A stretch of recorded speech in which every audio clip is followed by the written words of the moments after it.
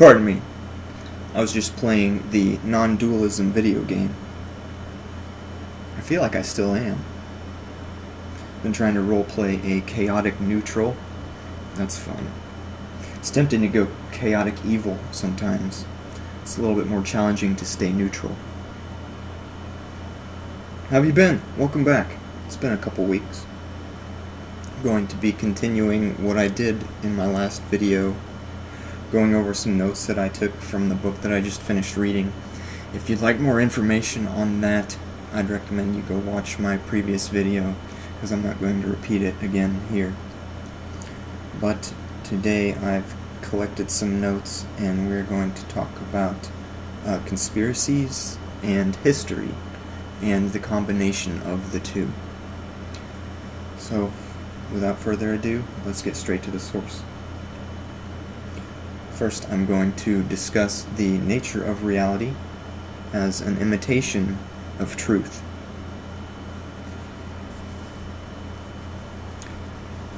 The principal characteristic of the demiurge is evidently imitation, by means of which he has attempted to reproduce the true worlds, and the result of which has been this vile and mediocre material universe.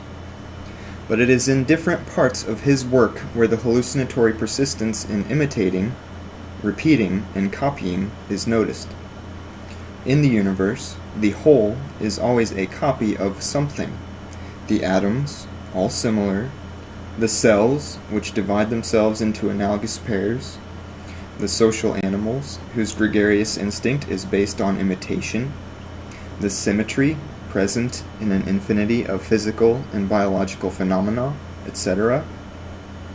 Without extending into more examples, it can be affirmed that the overwhelming formula multiplicity of what is real is only an illusion, a product of the crossing, intersection, combination, etc. of a few initial forms. In truth, the universe has been made from a few different elements, no more than 22, which support, through their infinite combinations, the totality of existent forms. The nature of reality, imitation.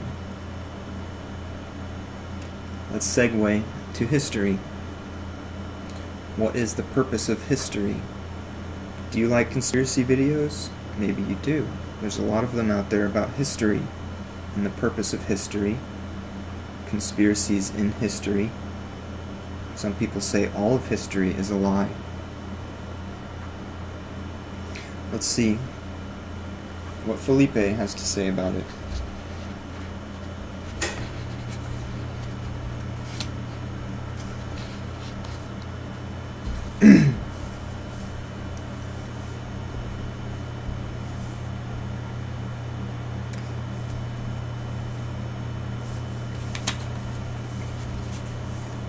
An eminent quality in history, like a border on a political map, is an object that belongs to a sphere different from the concrete reality. Its eminence comes from the preeminent cultural premises. Hannibal or Publius Cornelius Scipio, Sparta or Athens. If history presented the facts just as they occurred, the preference that we declared for such a military leader or for such a culture would indicate that that military leader or that culture had become eminent before our eyes. But this is not possible because the history that we have available for our study is in no way objective or descriptive of the reality of the facts, since the historians of all times have been the victims of their own preeminent cultural premises and have singled out eminences wherever they appeared to them, attributing to the concrete reality qualities that were only in their imagination, i.e., projecting on the world cultural qualities that were not possessing a concrete substance, and then perceiving the mirage of their reflection. That is why the official history is tainted with an unreality and should only serve to any investigator of Hyperborean lineage as a mere reference, a pale reflection of the truth. History, after it went through the synarchic strategic treatment of the cultural patterns of Judeo-Christianity is a minefield in which any unwary person can get lost and perish. Its cloaked objective is to provoke confusion. The cultural conditioning of modern man Its cloaked objective is to provoke confusion, the cultural conditioning of modern man. That is why it will tell us, or induce us to declare, that the Athenian civilization was superior to the Spartan, that the religion of Jesus Christ put an end to the savagery of pagan cults, or similar absurdities. History, a pale reflection of truth. We mentioned Judeo-Christianity in that section. Let's go back a bit and talk about the narrative of Judeo-Christianity.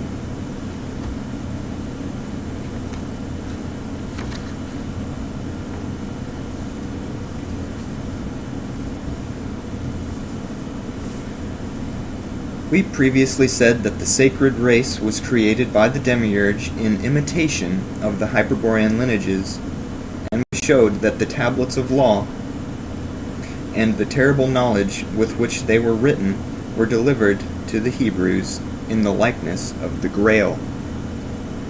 We may now add that the imitation did not conclude there. On the contrary, for centuries an infernal historical falsification was prepared, which in fact was coming to signify a grievance infinitely more offensive than the imitation of the Hyperborean lineages or of the Grail.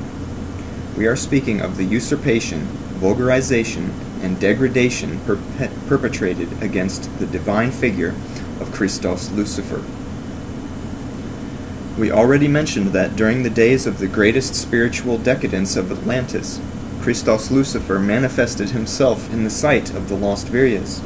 His presence had the virtue of purifying and orienting many Viryas, who, thanks to this descent into the infernos performed by the gallant Lord, were thus able to undertake the path of return. However, the cowardly reaction of the Siddhas of the dark side, who resorted to the use of black magic in order to prevent the rescue, finally led to an all-out war that only concluded when the last of Atlantis had disappeared. And although the Atlantean continent disappeared, devoured by the waters, and thousands of years of barbarity and strategic confusion erased these facts from history, it is no less certain that the drama lived through was so intense that it was never totally obscured in the collective memory of the Hyperborean lineages.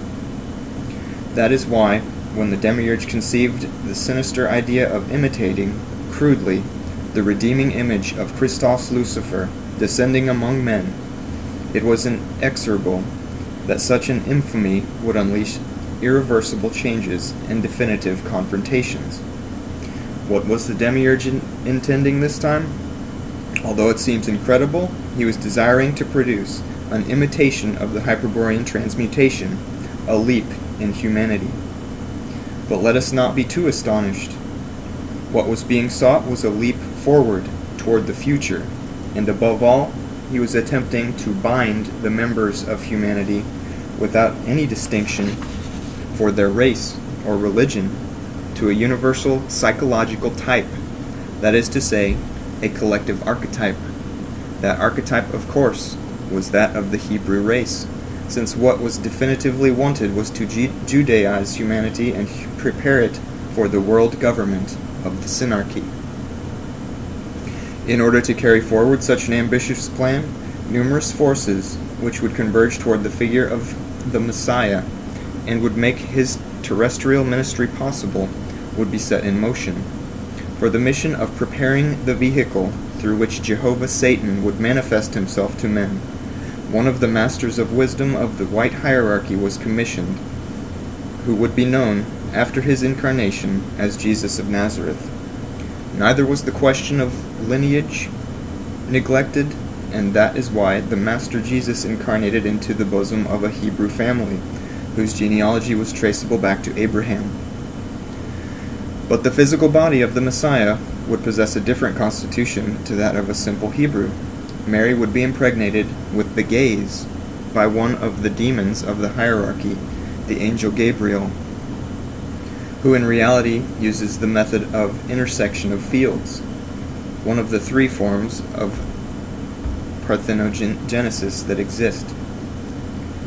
The Master Jesus would animate that superior body for 30 years, but it would be the Essene sect that during all that time would be put in charge of developing his esoteric potentialities, training him in the secrets of the acoustic Kabbalah. In this task, the Essenes would be assisted by the masters of the hierarchy, and these by the traitorous Siddhas. All Chang Shambhala had concentrated on sustaining the Messiah, since the future evolution of humanity would, to a great extent, depend on the success of his mission. If the work of the Messiah was triumphing, the whole of humanity would be civilized, that is to say, Judaized, and the barbarity, that is, the mythological memory of the divine ancestors, would come to an end. The most horrific thing of this conspiracy was that the Demiurge and his demons were this time counting on the blood memory that the Hyperborean lineages were still keeping of the Christos of Atlantis to attract them towards his imitation, Jesus Christ, and by means of a fantastic confusion, definitively subdue them. With what colossal hypocrisy the fraud was planned and executed. After Jesus Christ, who would now be capable of distinguishing between the Christos of Atlantis and his caricature, only a few have suspected the deception, the Gnostics, the Manichaeans, and the Cathars, and against them has fallen the anathema of the dark forces, persecution and annihilation. It is that this Jesus Christ, as the Judaic archetype that he is, allows many interpretations, all legal, according to the convenience of the synarchy. There is a redeeming Christ, a Christ of mercy, a Christ to come, a Christ God, a Christ man, a social revolutionary Christ, a cosmic Christ, a Christ avatar, etc. What no one will ever be permitted to conceive or remember is a Christos Lux, i.e., a Christos Lucifer. After Jesus Christ, that will be the greatest sin, the highest heresy, and the deserved punishment will be an exemplary punishment.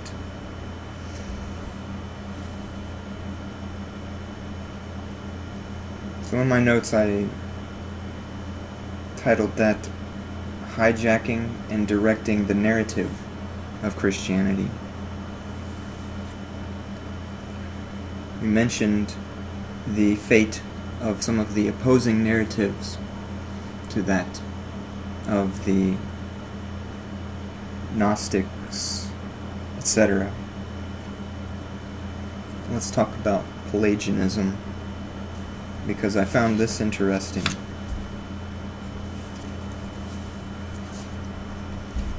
An example of what we have been saying constitutes the case of the soteriological heresy of Pelagius, also called Pelagianism. And there's a subnote. It is called soteriology because it deals with soteria, or the means of salvation and sanctification. At the beginning of the 5th century, this British bishop began to defend the theory that man, by himself, is sufficient in order to protagonize his salvation. It is possible, according to Pelagius, because there is, in man, a principle of spiritual perfection. It is evident to us that the Hyperborean lineage was predominating in Pelagius. His pure blood soon enabled him to notice that the salvation of man, his orientation, was depending on a spiritual principle, or vril, which should be interiorly discovered and cultivated. But where the heretical position of Pelagius was clearest was with regard to original sin. Man has not sinned at all, and if Adam sinned, his sin died with him. it was not transmitted to human descendants. Definitively, man is free and is born without sin. From there, to pose the injustice of pain and suffering, or of any other punishment imposed by Jehovah Satan, there was only one step. In consequence, the persecution against Pelagius began right away and did not end until his elimination in Africa. It was carried forward by the most important ecclesiastical authorities of his epoch, which proves the fear that his ideas were producing. Among those who stood out were Popes Innocent I and Zosimus, Saint Jeremy, and the Gnostic apostate Saint Augustine. At the Synod of Carthage of the year 418, 7 propositions were condemned, a synthesis of his doctrine. It is worth remembering them now, in order to prove that they are derived from the Hyperborean wisdom. Here are the 7 condemned propositions. 1. Adam, mortal because of his creation, would have died with or without sin. 2. The sin of Adam harmed him alone, not humankind.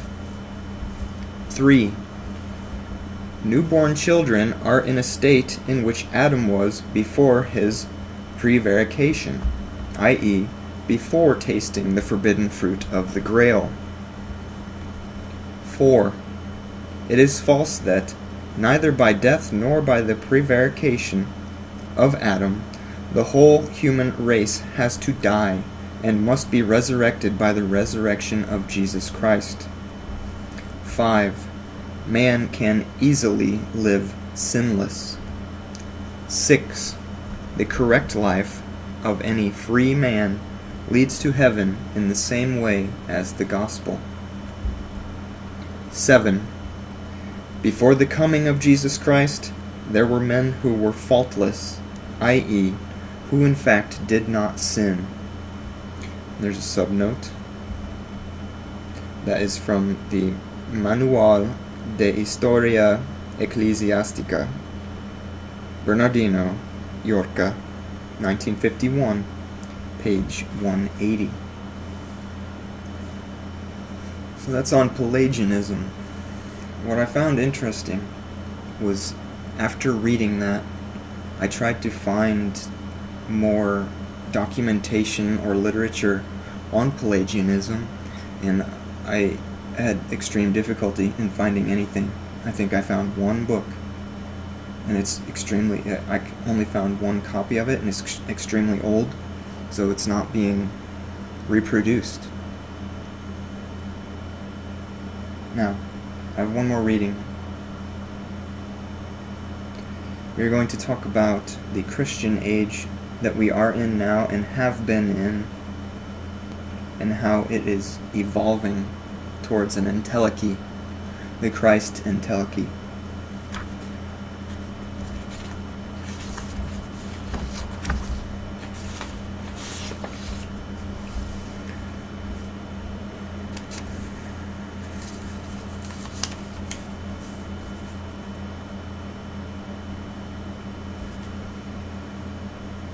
This is defining the ancient idea of an age. A.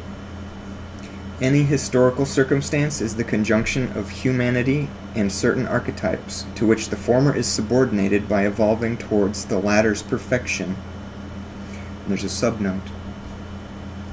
A similar definition was proposed by André Nataf in La Miracle Cathare, 1968. B. A historical era is the conjunction of a cultural community and of a god to whom the former is subordinated and whose will obeys the latter. Or, expressed in modern concepts, a historical era is the conjunction of a cultural community and of a collective archetype to which the former is subordinated and to which the former's culture evolves the concretion of the latter. It's an additional subnote here. The cultural community is subordinated to and obeys a god or collective archetype in order for the latter to reach perfectionment or entelechy. C. A historical age is the conjunction of humanity, during such a period, and of a Manu archetype to which the former is subordinated by evolving toward the latter's perfection. In this definition, of the concept of Manu archetype involves the entire hierarchy that participates in the plan.